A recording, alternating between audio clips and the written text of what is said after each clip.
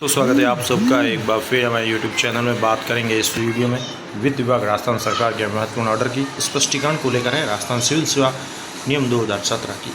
इसके साथ ही शिक्षा विभाग व कर्मचारियों से जुड़े अपडेट्स व जानकारी की बात करेंगे। पहली बार है तो लाइक करें, सब्सक्राइब करें, आगे भी अपडेट्स मिलते रहेंगे। बात करेंगे वित्त विभाग राजस्थान सरकार के 23 अगस्त 2024 की एक महत्वपूर्ण ऑर्डर की स्पष्टीकरण को लेकर।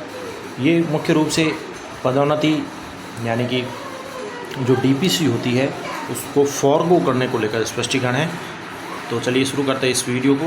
और इसमें जो बातें कही गई वो बात कर लेते हैं। एसीपी व एमएसीपी के संबंध में पदोन्नति परित्याग किए जाने पर, तो उक्त प्रावधान के संबंध में पदोन्नति यानी जो डीपीसी होती है उसमें परित्याग किए जाने पर किसी कार्मिक के द्वारा एसीपी व एमएसीपी में वित्तीय उन्नयन कितनी अवधि के लिए स्थगित रखी जाए, इस संबंध में विभाग के द्वारा मार्गदर्शन चाहा जा रहा है। तो वही मार्गदर्शन स्पष्टीकरण यहाँ पर क्लियर किया गया है। तो किसी कर्मचारी के द्वारा पदोन्नति परित्याग करने पर उसकी जो एसीपी या एमएसीपी का जो लाभ मिलेगा उसको कब मिलेगा, कब तक स्थगित रहेगा, इस संबंध में मार्गदर्शन दिया गया है वित्त विभाग के द्वारा। तो उपरोक्त प्रावधान में स्पष्ट किया जाता है कि कार्मिक को प्रथमतः जिस रिक्ति की दिनांक से पदोन्नति प्रदान की गई है वह कार्मिक के द्वारा पदोन्नति का परित्याग किया गया है, यानी जो डीपीसी होती है, किसी की पदोन्नति होती है तो परित्याग किया गया है, उसे कार्मिक द्वारा पुनः पदोन्नति स्वीकार करने की मध्य की जो अवधि है, यानी कि परित्याग की गई पदोन्नति की रिक्ति की दिनांक से पदोन्नति स्वीकार करने की रिक्ति की दिनांक तक की जो मध्य अवधि है उसके बराबर अवधि के लिए आगामी वित्तीय उन्नयन स्थगित रखा जाएगा। ऐसे कार्मिक को उक्त स्थगित रखे गए वित्तीय उन्नयन का वास्तविक लाभ जो है पदोन्नति पुनः स्वीकार करके कार्यग्रहण करने की दिनांक अथवा वित्तीय उन्नयन स्थगन अवधि समाप्त होने पर पुनः पात्रता की दिनांक जो भी हो बाद में उससे देय होगा। तो ये स्पष्ट किया गया है वित्त विभाग के द्वारा। कार्मिक जो भी है पदोन्नति परित्याग कर देता है यानी फॉरगो कर देता है, उसके पश्चात जो एसीपी एमएसीपी में जो उसको मिलेगा लाभ वो क्लियर किया गया है कि जो भी स्थगित रखा जाएगा कार्मिक को, तो वित्तीय उन्नयन का जो वास्तविक लाभ है पदोन्नति पुनः स्वीकार करने पर कार्यग्रहण की दिनांक से मिलेगा। और साथ ही वित्तीय उन्नयन अथवा स्थगन अवधि समाप्त होने पर पुनः पात्रता की जो भी शर्तें हैं या जो दिनांक है वो देय होगा। उदाहरण के रूप में भी यहाँ पर क्लियर किया गया है किसी कार्मिक की वित्तीय उन्नयन की देयता की दिनांक 12/12/2020 है तथा किसी कार्मिक की वित्तीय वर्ष 2019-20 में दिनांक 1 अप्रैल 2019 की रिक्ति के विरुद्ध पदोन्नति की जाती है। तो यह कार्मिक उक्त पदोन्नति का परित्याग करता है। अब कोई कार्मिक है और उसकी वर्ष 2019-20 में 1 अप्रैल 2019 की रिक्ति के विरुद्ध पदोन्नति की जाती है और वो फॉरगो कर देता है पदोन्नति का, तो इस कार्मिक को पुनः पदोन्नति वित्तीय वर्ष 2022-23 में लिया जा रहा है। 1 अप्रैल 2022 की रिक्ति के विरुद्ध दी जाती है और कार्मिक द्वारा यह पदोन्नति स्वीकार की जाती है। अब वो स्वीकार कर रहा है पदोन्नति, तो स्वीकार करने की दिनांक जो है 10/5/2024 को कार्य ग्रहण कर लेता है। तो अब जो वो पदोन्नति है, जैसे कि पहले उसने फॉरगो की वर्ष 2023 में, पुनः 1 अप्रैल 2022 की रिक्ति के विरुद्ध उसको पदोन्नति दी जाती है और वह स्वीकार कर लेता है। 10 मई 2024 को कार्यग्रहण कर लेता है। उस कार्मिक को वित्तीय उन्नयन दिनांक 12/12/2023 को देय होगा। वित्तीय लाभ तो 12 दिसंबर 2023 को देय हो जाएगा, किंतु जो कार्मिक के द्वारा पुनः पदोन्नति पर दिनांक 10/5/2023 को कार्य ग्रहण किया गया है, यानी उसकी जो कार्य ग्रहण तिथि है, कार्मिक द्वारा पुनः पदोन्नति पर जो कार्य ग्रहण तिथि है 10 मई 2024 जैसे कि है उदाहरण के रूप में, तो कार्य ग्रहण किया गया अतः वित्तीय जो उन्नयन का लाभ मिलेगा यानी वास्तविक जो लाभ मिलेगा वो दिनांक 10 मई 2024 से ही देय होगा। ये वित्त विभाग के द्वारा क्लियर किया गया है और कई विभागों द्वारा इस पर स्पष्टीकरण मांगा गया था।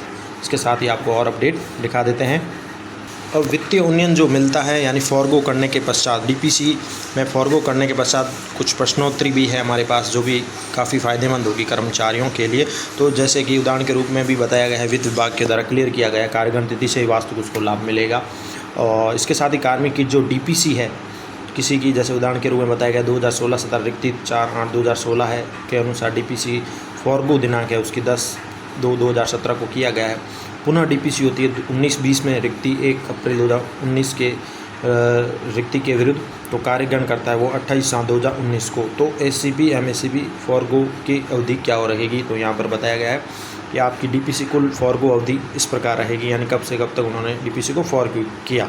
एक तो 4/8/2016 से 3/8/2018 तक हो गए उसके 2 वर्ष, और इसके साथ ही 4/8/2018 से 3/3/2019 तक हो गए 7 महीने, फिर 4/3/2019 से 31 मार्च तक 2019 तक 28 दिन, यानी कुल फॉरगो अवधि होगी 2 वर्ष 7 माह 28 दिन।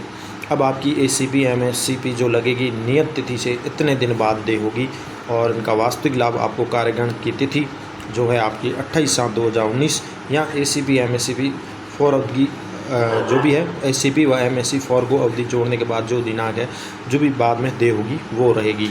इसी प्रकार एक और प्रश्न करके क्लियर किया गया इस फॉरगो वाली स्थिति को कि एक कार्मिक की DPC 2018-19 में 5/6/2018 की रिक्ति के विरुद्ध हुआ और फॉरगो किया गया। पुनः DPC हुई 21-22 में और रिक्तियाँ के विरुद्ध हुई 1/9/2022 के विरुद्ध और कार्यग्रहण रही इनकी 5/11/2022 को किया गया है। तो ACP MSCP का लाभ कब दे होगा, तो इसमें क्लियर किया गया है कि आपने DPC का कुल फॉरगो अवधि जो रही आपकी इस प्रकार रही कि 5/6/2018 से लेकर 4/6/2021 तक की बात करें तो 3 वर्ष हो गए। फिर 5/6/21 से लेकर 4/8/2021 तक हो गए आपके 2 महीने। फिर 5/8/2021 से लेकर 31/8/2021 तक की जो हो गए दिन 26 दिन हो गए। कुल मिलाकर अवधि हो गई 3 वर्ष 2 माह और 26 दिन। आपकी ACP MACP जो है नियत तिथि से फॉरगो अवधि के बराबर, यानी कि आपने जो भी अवधि ये फॉरगो की है तो ACP नियत तिथि से फॉरगो अवधि के बराबर ACP MSCP दी होगी। उनका वास्तविक लाभ जो भी है आपको कार्यग्रहण की तिथि 5/11/2022 से या ACP MACP फॉरगो अवधि जोड़ने के बाद की तिथि से दे होगा। तो ये ACP MACP को लेकर क्लियर किया गया है फॉरगो की स्थिति करने के पश्चात।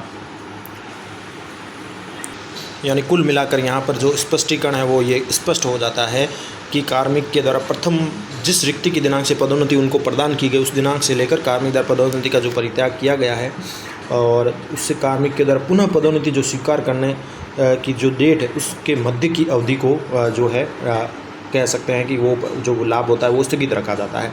जैसे कि यहाँ बताया गया कि परित्याग की गई पदोन्नति की रिक्ति दिनांक से, जिस दिनांक से उसको पदोन्नति दी गई है, तो परित्याग की गई पदोन्नति की रिक्ति के दिनांक से लेकर पदोन्नति स्वीकार करने की रिक्ति के दिनांक तक की बराबर अवधि के लिए आगामी जो वित्तीय उन्नयन है वो स्थगित रखा जाता है। ऐसे कार्मिकों को स्थगित रखे गए वित्तीय उन्नयन का जो वास्तविक लाभ होता है उसे पदोन्नति को पुनः स्वीकार करने की जो कार्यग्रहण की दिनांक होती है उससे मिलता है, अथवा वित्तीय उन्नयन स्थगित जो रहता है जो अवधि है समाप्त होने पर पुनः जो पात्रता की दिनांक है जो भी बाद में दे है उससे दे होता है। तो ये क्लियर होता है यहाँ पर जो भी है फॉरगो की स्थिति होने पर आपके ACP MACP कब लगेगी, जब हम DPC में फॉरगो कर लेते हैं उसके पश्चात जो कर्मचारी के लिए ACP MACP लगते हैं उसी को लेकर ये क्लैरिफिकेशन है।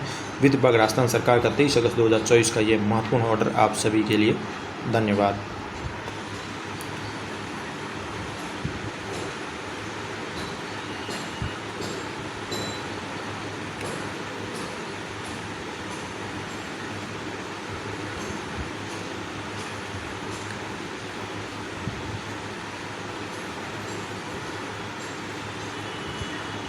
तो बात करेंगे कार्मिकों के प्रपत्र 10 को लेकर अपडेट को लेकर कि शिक्षा विभाग का एक ऑर्डर है समस्त कार्मिकों के प्रपत्र 10 में सेवा विवरण प्रविष्टि सेवा अभिलेख के अनुसार करने हेतु, यानी कि जो सर्विस बुक होती है उसके अकॉर्डिंग समस्त कार्मिकों के प्रपत्र 10 जो है अपडेट करने हैं, उसको लेकर ऑर्डर जारी किया गया है। सालाना पोर्टल पर प्रपत्र 10 जिसमें सेवा विवरण होता है उसमें पाया गया है कि कार्मिकों के प्रपत्र 10 में भरे गए सेवा विवरण पूर्णतः कार्मिक की सेवा अभिलेख यानी सेवा जो पुस्तिका है सर्विस बुक है उसके अनुसार नहीं है। ऐसे में अधीनस्थ विद्यालय कार्यालय इस संबंध में निर्देश प्रदान करें कि कार्मिकों के सालाना पोर्टल पर प्रविष्ट सेवा विवरण प्रपत्र 10 को कार्मिक की सेवा पुस्तिका से सही से मिलान करके आगामी 5 दिवस में अनिवार्यतः पूर्ण रूप से कार्रवाई करें। उक्त सेवा अभिलेख से मिलान के लिए निम्न बिंदुओं की गहनता से जांच की जाए। किसी भी कार्मिक के लिए 3 बिंदु महत्वपूर्ण रूप से जांच करके उनका अभिलेख से यानी सर्विस बुक से मिलान करना जरूरी है। इस प्रपत्र 10 को एक तो कार्मिक की प्रथम नियुक्ति का जो प्रकार है वो किस प्रकार हुआ है, सीधी भर्ती से हुआ है, अनुकंपा है, यानी किस प्रकार से RPSC नॉन RPSC जो भी है विकल्प सही हो। दूसरा, कार्मिक की नवीन पद पर जो पदोन्नति में नियुक्ति का प्रकार है, पदोन्नति है, प्रमोशन है, वह विकल्प चयनित होना जरूरी है, किस प्रकार से पदोन्नति अगर हुई है किसी कार्मिक की। तीसरा है, सेवा विवरण संबंधित सभी जो विकल्प है अन्य वो आवश्यक रूप से भरे हुए हो, कॉलम कोई अपूर्ण ना रहे। तय समय में कार्मिकों के उक्त अनुसार सेवा विवरण को सही नहीं करवाने, कार्मिक के सेवा पुस्तिका सालाना पोर्टल के में कोई भिन्नता होने पर, त्रुटि पाने जाने पर संस्था प्रदान है संबंधित कार्मिक उत्तरदायी होंगे और नियम अनुसार अनुशासन कार्रवाई अमल में लाई जाएगी। ये शिक्षा निदेशक का महत्वपूर्ण ऑर्डर है। तो प्रपत्र 10 में जो सेवा विवरण प्रविष्टि की है आपके जो भी है प्रपत्र 10 में डिटेल है वो आपके जो सेवा पुस्तिका है यानी सर्विस बुक से सही से मिलान होना जरूरी है। और ये सब कार्य जो आगामी 5 दिन में अनिवार्य रूप से पूर्ण करने हैं सभी कार्मिकों के लिए, ये महत्वपूर्ण जानकारी